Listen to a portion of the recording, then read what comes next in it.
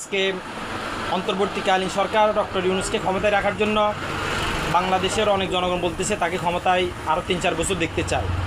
আর আজকে কয়েকটি জেলায় আমরা দেখছি মার্চ পর ইউনূস কর্মসূচি ঘোষণা করছে বাংলাদেশের জনগণ। আপনি কি বলেন?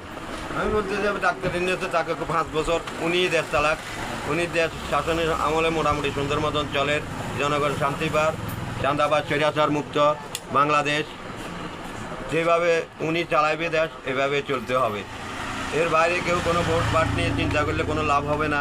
দেশের জনগণ আমরা সাধারণ লোকজন আমরা চাই ডাক্তার ইউনূস 5 বছর টিকিয়ে থাকুক এবং সবাই চায় ডাক্তার ইউনূস থাকুক।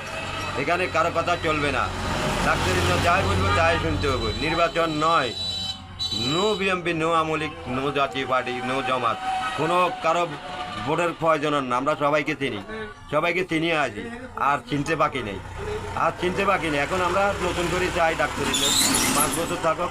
5 বছর পর দেখা যাবে ভোট হবে কি হবে না। এটা নিয়ে আমি আমার বক্তব্য শেষ করছি।